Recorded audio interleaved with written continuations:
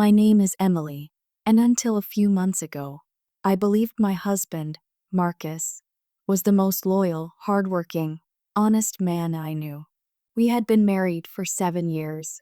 7 years of loving him without holding anything back. Maybe that was my first mistake, because the beginning of the end didn't come with shouting matches or late-night fights. It came quietly, softly, in the form of excuses. "I'm sorry, babe. Things are tight this month. We need to cut back for a while. I swear I'll catch up on the bills soon." Those were Marcus's words, the new soundtrack of my life. It wasn't always this way. Marcus used to be confident, generous, even ambitious. When we first met, he was building his own small tech company. I admired him for that. I supported him for years. Emotionally, financially, everything. I worked 2 jobs while he pushed through his startup phase, always telling me that one day he'd make it big, and we'd finally relax. That day eventually came. The company took off. He hired employees, and money finally stopped being a daily stress. I thought we made it. But suddenly, he changed. About a year ago, Marcus started telling me that the business hit a rough patch, that payments were delayed, contracts fell through, suppliers demanded more money, clients were backing out, and of course, I trusted him. So when he said he had to take a pay cut, I didn't argue. When he said the company might have to shut down, I didn't question him. When he told me we needed to move into budgeting mode, I agreed without hesitation. I believed him because he was my husband, and I thought husbands don't lie about things like that. I reduced my shopping, canceled my yoga membership, started cooking from scratch to save money, clipped coupons like it was a competitive sport. I even picked up extra shifts at the hospital, working late nights until my legs ached. All while Marcus seemed more stressed than ever. He'd come home late, shut his office door, take long business calls outside, and constantly complain about being drained. I assumed it was financial pressure. Anyone would. But looking back, the signs were all there. One night, I made dinner, his favorite, lemon pepper chicken, and waited. He didn't come home, didn't call, didn't respond to my texts. Midnight passed. 1 a.m. passed. 2 a.m. passed. Just when panic turned into anger, I heard the front door creak open. Marcus tiptoed inside like a teenager sneaking in after curfew. I stepped into the hallway. "Where were you?" He froze. His shirt was wrinkled, his hair messy, and he smelled faintly, not of alcohol, but of expensive cologne he never wore. His face stiffened. "Emily, I'm sorry. I had a meeting. It ran late. My phone died." "Until 2 in the morning?" I asked. "It was urgent. You wouldn't understand." That sentence, that one sentence, was the moment something cracked inside me. But I swallowed my pride and let it go. Because I didn't want to be that wife, the paranoid, nagging one. I didn't want to believe my marriage was falling apart. I just wanted my husband back. But the distance between us kept growing, like we were living in the same house, but on opposite sides of a collapsing bridge. A few weeks later, things got worse. I got home early from the hospital. Marcus wasn't expecting me. Usually, he texted if he'd be home late, but today he hadn't said anything. I heard him on the phone. His voice was low, soft, almost tender. At first, I thought he was speaking to a client, but then I heard something that made my heart stop. He laughed. A warm, easy laugh I hadn't heard in months. A laugh he no longer shared with me. "I told you I'd handle it." "Yes, baby, I know." "No, she doesn't suspect anything." "Baby." My blood turned to ice. I quietly stepped closer. My hands were shaking so hard I had to press them against my thighs. "Just trust me," he said. "Once everything is finalized, you'll have the house. I promise." "The house?" My breath caught in my throat. Before I could hear more, the floorboard beneath me creaked, and Marcus whipped around. his face drained of color. "Emily, you're home early." I pretended I didn't hear anything. "Yeah, they let me off early." "Who were you talking to?" "No one." "Business call." He said it too fast, too sharp, too defensive. "A lie." A clear, obvious lie. I stared at him, wondering how many lies he'd fed me lately, how naive I'd been to swallow every single one. But once again, I stayed quiet because I wanted to believe we could fix things. I didn't know then that the truth was already spiraling out of control. 3 days later, the universe exposed one of the biggest cracks in his story. I went to the bank to pay our mortgage. The bank teller frowned, tapped her keyboard, and then looked at me with concern. "Ma'am, your mortgage is fully paid." I blinked. "What do you mean?" "It was paid off completely. About 6 months ago." 6 months. 6 months ago was exactly when Marcus began telling me we were broke. I stood there frozen, clutching the counter as a cold realization washed over me. If he wasn't paying the mortgage every month, if the bills he said were piling up didn't exist, if the company wasn't struggling like he claimed, then where was the money going? And more importantly, who was the house that he promised on the phone going to? I left the bank with shaking hands, my heart pounding so loud I could hear it in my ears. Everything suddenly made sense. The late nights, the secret calls, the excuses, the smell of cologne, the missing money. Marcus wasn't broke. He had never been broke. He was lying, hiding something, maybe hiding someone. And deep inside my gut, I already knew the answer I didn't want to admit. But the truth hit even harder that same evening when I checked his glove compartment for insurance papers and found something else instead. A glossy brochure, a real estate brochure. The cover showed a massive luxury mansion with wide glass windows, a marble driveway, and a backyard pool that looked like something out of a movie. And right under it was written, "Congratulations on your purchase." My vision blurred. Marcus hadn't just lied. He hadn't just kept secrets. He bought a mansion. A mansion he never mentioned. A mansion I had never seen. A mansion he wasn't planning to share with me. My fingers trembled as I opened the document, scanning it for names, for clues, for anything that could explain why. And then I saw it. The name on the ownership form. Not his, not ours, but hers. A woman's name I had never seen before. A woman whose existence changed everything. The moment I read her name, I felt my entire world tilt off its axis. And I knew this was only the beginning of a nightmare, because the mansion wasn't for us. It was for her.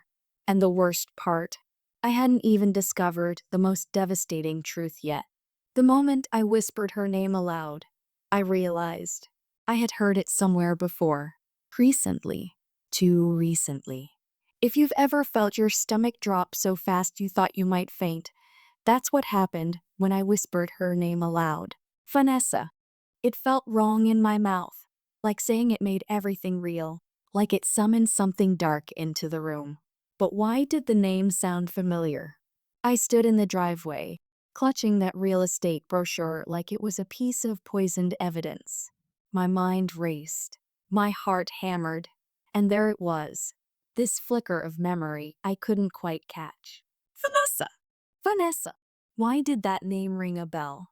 I shoved the brochure back into the glove compartment and walked into the house. Marcus wasn't home yet. Good. I needed space to think. I needed to breathe. I went straight to the kitchen, poured myself water, and leaned against the counter as the memory finally snapped into place. It was 3 weeks ago. A random Tuesday. Marcus had come home late again.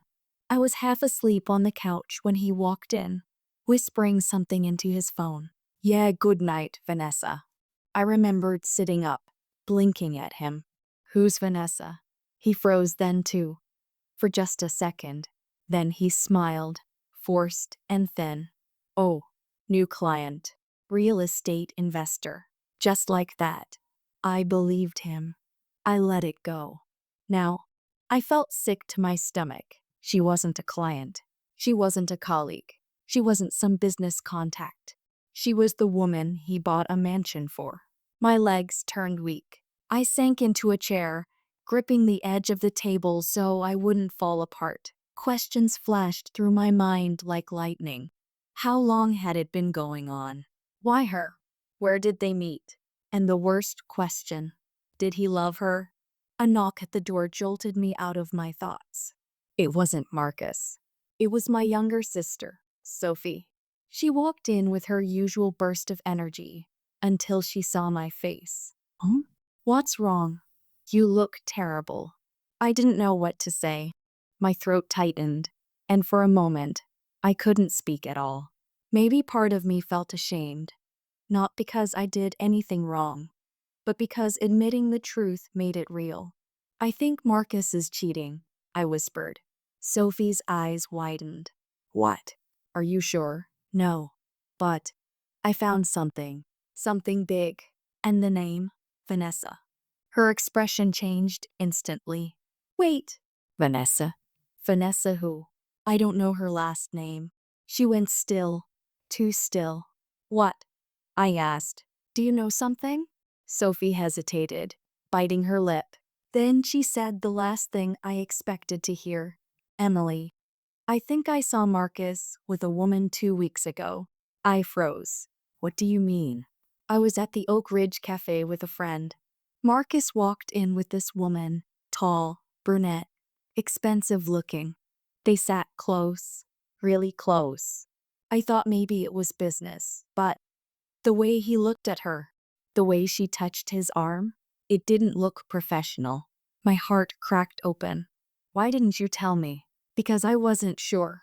I didn't want to hurt you if I was wrong. But now, she sighed. It might be the same woman. I felt like the walls were closing in on me, like my life was unraveling one thread at a time. Before we could say more, headlights appeared outside. Marcus. I panicked. I shoved the brochure into the drawer and wiped my face. Sophie backed away, her lips pressed tight. Do you want me to stay?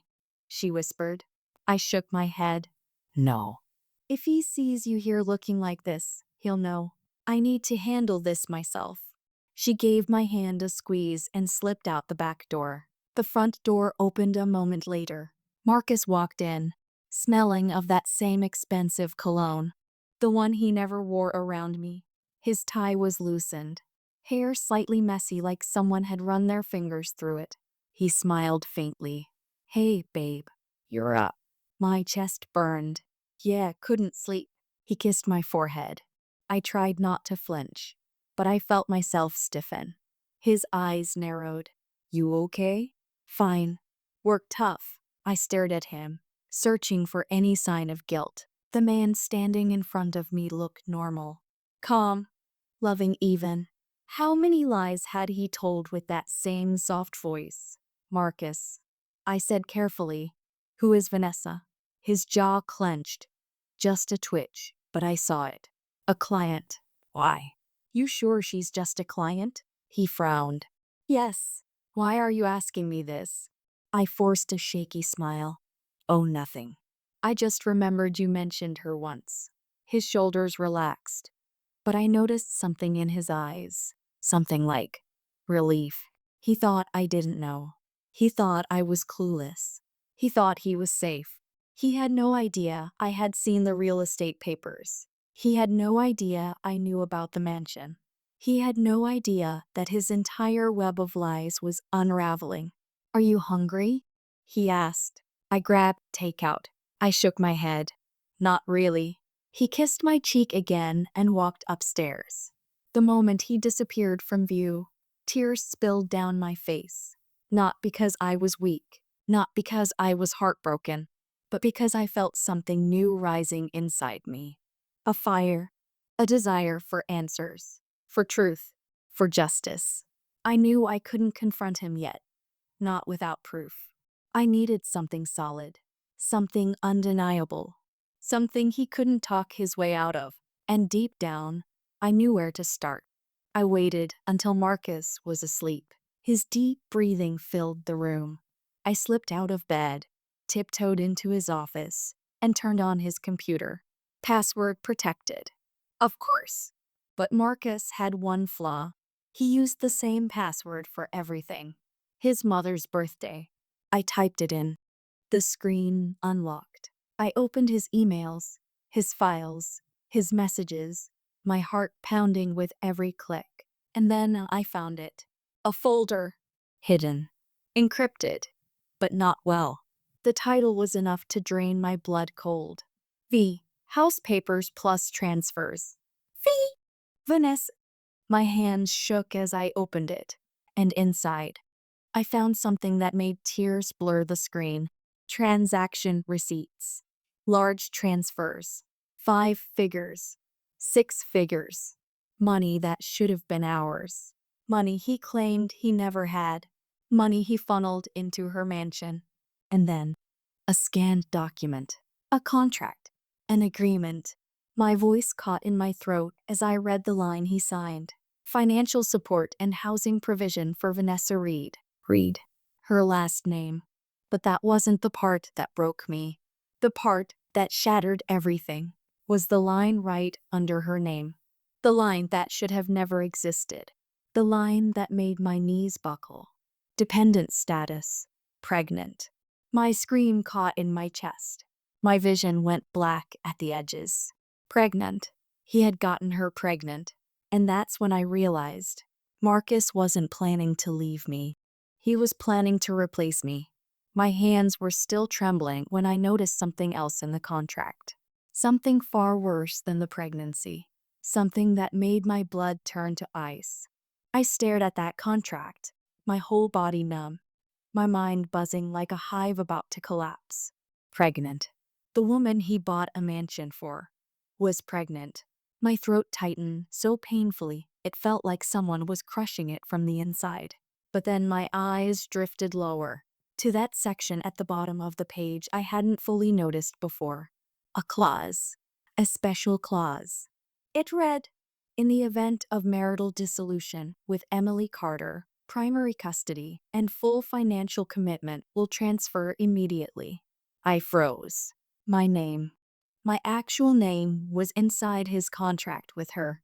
He had planned this. He had made arrangements, legal arrangements, based on divorcing me. Tears stung my eyes, but this time they didn't fall. They burned. So he wasn't just cheating. He wasn't just lying about being broke. He wasn't just buying another woman a mansion. He was preparing to throw me away like a used tissue. And the worst part, he wasn't even planning to tell me. He was engineering the situation so I'd leave on my own, or so everything would fall into place cleanly for him. My hand clamped over my mouth to muffle the sob that escaped. I clicked on another file. A letter drafted by a lawyer. A divorce petition, with my name already filled in. He hadn't submitted it yet, but it was ready to go, waiting, prepared. And the reason? Irreconcilable differences due to emotional instability of Emily Carter. I actually gasped. Emotional instability? He was going to paint me as unstable? He was going to use that to justify leaving me for his pregnant mistress? My vision blurred again. Not from heartbreak this time, but from pure, raw fury. Marcus had turned me into the villain in a story where He was the one living a double life. I wanted to scream. I wanted to throw his laptop out the window.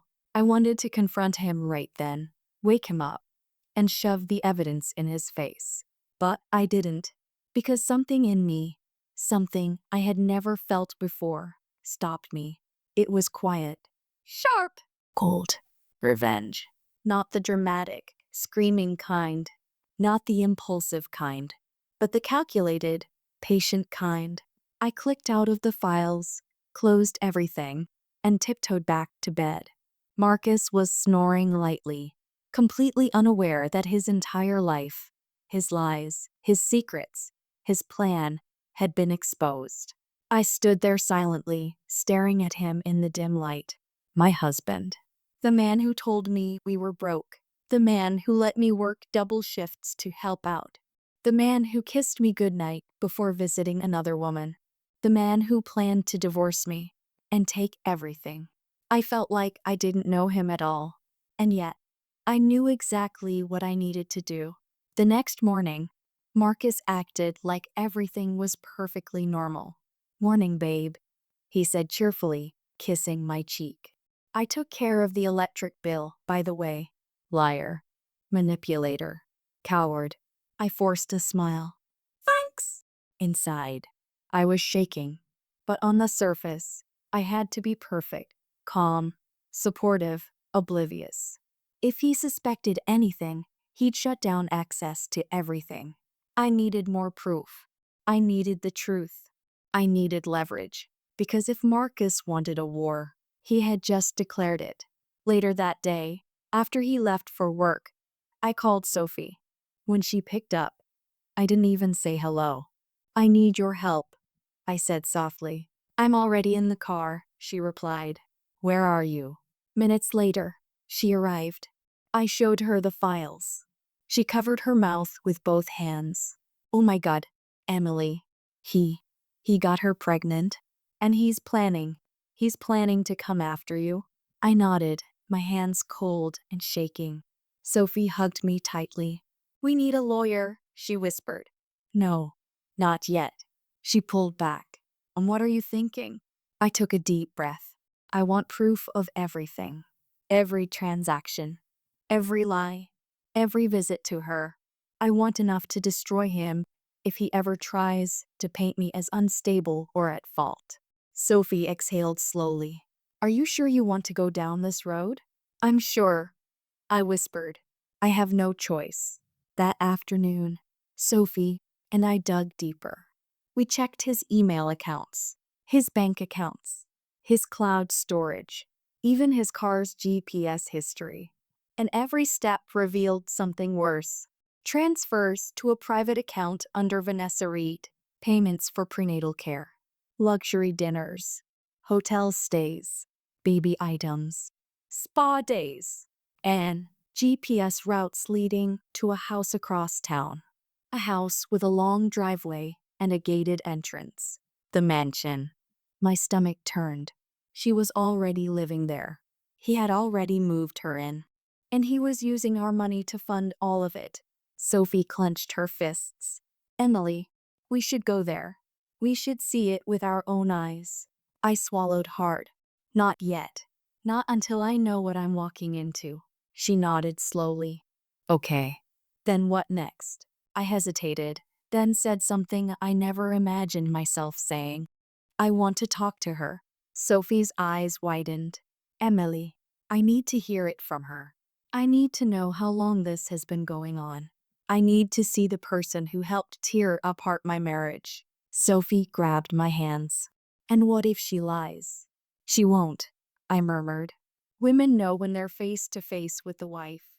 Before Sophie could respond, my phone buzzed.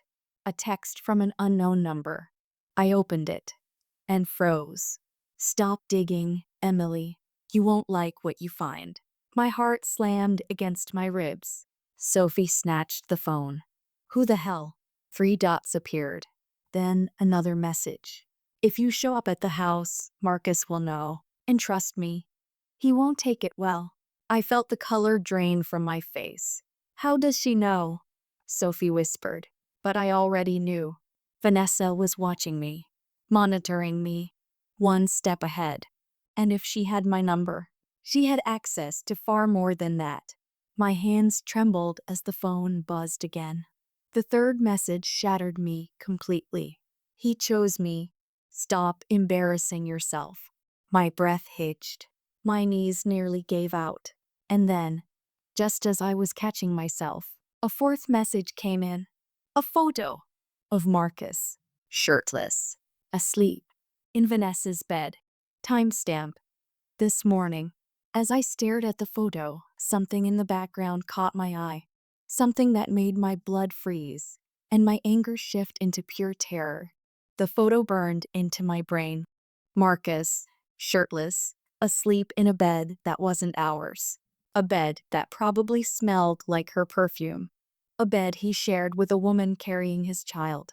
But that wasn't the part that made my blood turn cold. It was something in the background, something small, but unmistakable. On the nightstand beside him, his wedding ring. Marcus never took off his ring. Not at the gym. Not at work. Not even in the shower. He always said it made him feel connected to me. Yet there it was, abandoned next to someone else's bed.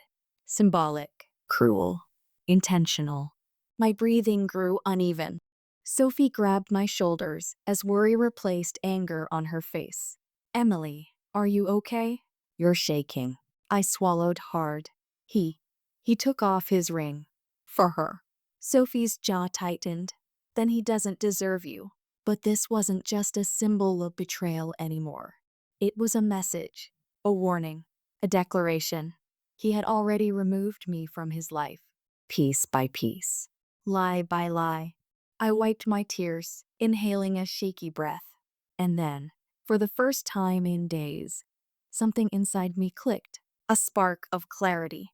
Okay, I whispered. If they want to play games, I'll play better. The plan begins. I wasn't a naturally vengeful person. I wasn't cunning or manipulative. At least, I didn't think I was. But betrayal changes you. Pain sharpens you. Humiliation teaches you how to survive. So I did something I never thought I'd do. I left our house quietly that evening, waited until Marcus texted, saying he'd be working late, and followed the GPS addresses I'd found on his car's history. I didn't follow him there. I wasn't ready for that confrontation yet. But I needed to see the house, the mansion, with my own eyes. I needed to understand the scale of his lies. Sophie insisted on coming with me. And thank God she did, because my hands wouldn't stop shaking on the steering wheel the entire drive. The mansion was located in Ashwood Hills, a gated, luxury community I had only ever seen in magazines. We parked just far enough away to avoid detection. The house was massive. White stone exterior, modern glass railings, a long cobblestone driveway lined with trimmed hedges. Lights glowed from inside. Most of the drapes were closed, but faint shadows moved across the windows. Someone was home. Someone enjoying the life my husband funded. My life. My money. My sacrifices. My years of loyalty. Sophie squeezed my hand. We should leave. This is too heavy for tonight. I shook my head slowly. No, not yet. I stared at the house as if I could burn a hole through it with my anger alone. A sudden movement at the window caught my eye. A woman. Tall. Elegant. Brunette. Hand resting on her stomach. The curve unmistakable. She was pregnant. Very pregnant. Maybe 6 or 7 months. My breath caught. A chill ran through me. Marcus had been lying for much longer than I realized. She disappeared from the window. And for a moment, I forced myself to step back. But as I did, headlights appeared behind us. I panicked. Sophie grabbed my arm. Get in the car. We scrambled inside, and I slouched low, heart pounding hard enough to bruise my ribs. A black SUV rolled past us slowly. Marcus's SUV. I covered my mouth to stop the sound that escaped. He drove straight up the driveway. The gate opened for him. He pulled in like he belonged there. My worst fears. Confirmed. Marcus wasn't visiting. He wasn't sneaking around. He lived there part-time. He had a second life. One with her. My nails dug into my knees so hard I nearly broke the skin. Sophie whispered, Emily, we have to go. Now. But I stayed frozen. Staring. Watching. Marcus got out of the car, walked to the front door, and Vanessa opened it, smiling, glowing, one hand on her belly as she leaned into him. They kissed. A soft, intimate kiss. A kiss I hadn't received from him in months. Then, in a moment that made my stomach twist, he placed his hand on her stomach. She laughed. He kissed her again, deeper. And then, she handed him something small. a key to the house. He slipped it onto his keychain, right next to our house key. My heart shattered all over again. Sophie tugged my sleeve. Emily, please. I couldn't speak, couldn't think, couldn't breathe. It wasn't until Marcus disappeared inside that I finally fumbled with the keys and drove away on trembling hands. The breakdown. The moment we got back to my house, I fell apart. I collapsed on the living room floor, sobbing so hard I couldn't see. Sophie held me for nearly an hour as I shook and cried and gasped for air. He replaced me, I whispered. He replaced me like I was nothing. No. Sophie cupped my face. He replaced himself. A man like that destroys his own life. But she didn't know the worst part yet. I hadn't told her. He wasn't just building a new family. He was setting me up to look unstable for the divorce. He was preparing to take everything. I need proof, I whispered. I need enough to destroy him if he tries to take my home, my name. Anything. Sophie nodded. You'll get it. And I would. But I wasn't prepared for what happened next. Not even close. The message. Later that night, after Sophie left, and I tried to sleep, my phone buzzed. At first, I ignored it, assuming it was Sophie checking in. But when it buzzed again and again, I reached for it with exhausted hands. Unknown number. But this time, not Vanessa's. A video message. I tapped it. The screen flickered to life. My blood turned to ice. It was video footage, taken inside my home. My kitchen, to be exact, from a hidden camera. Someone was watching me, recording me. A shaky whisper left my mouth. No, no, no, no.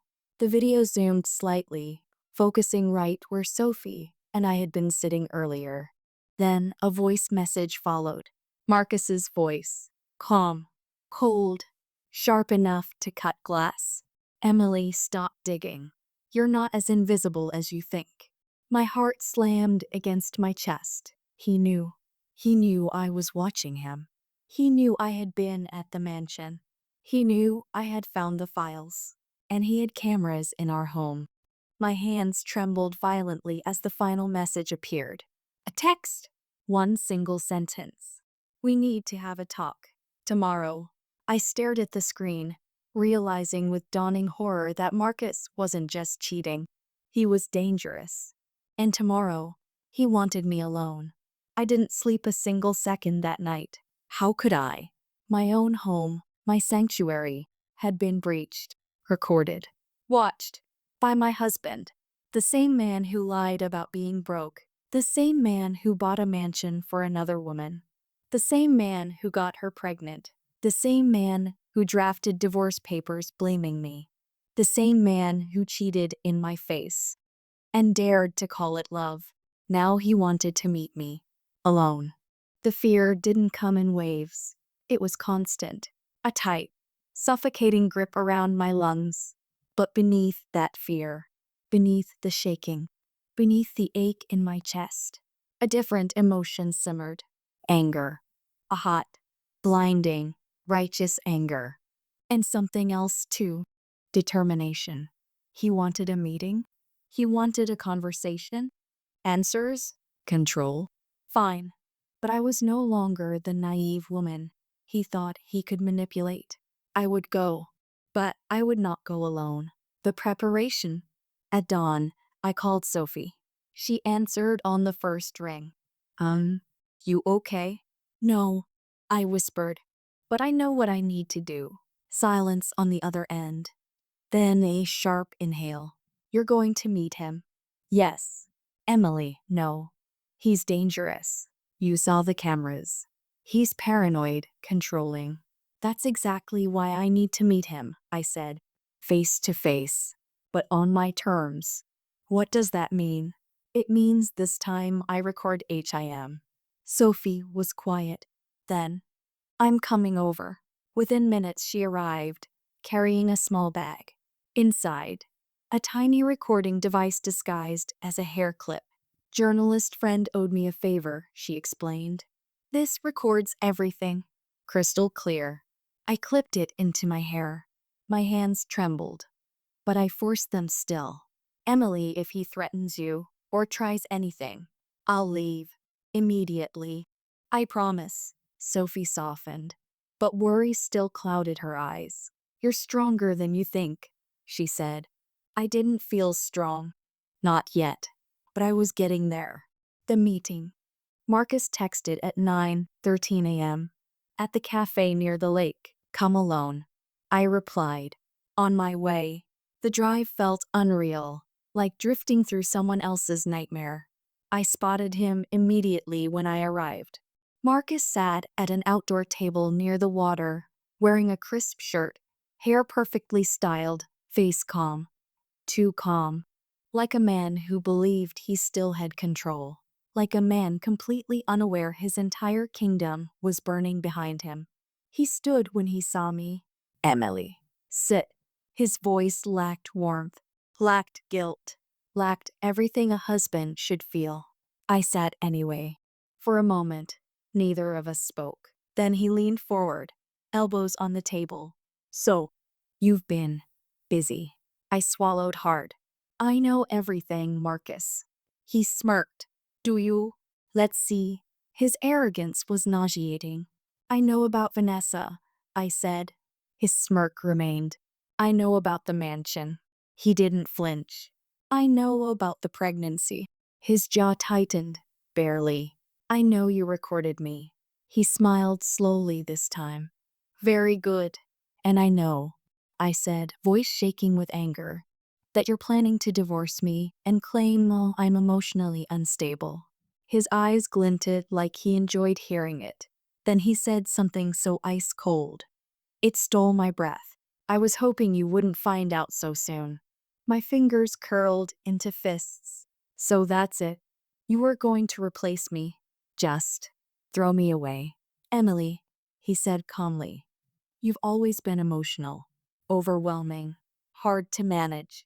Vanessa is simpler, softer, easier. I felt something inside me snap. Easier? I whispered. Yes, he said without hesitation. She doesn't question me. She doesn't argue. She gives me peace.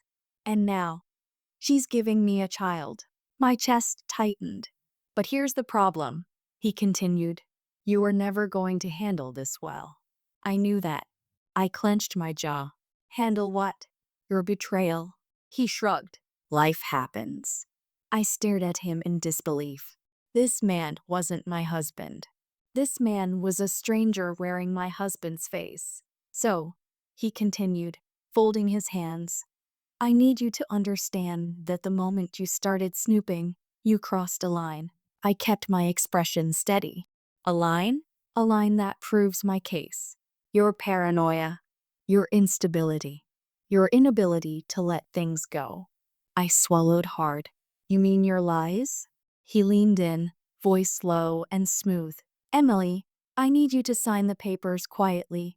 No mess. No drama. I'll give you a small settlement, enough to get by.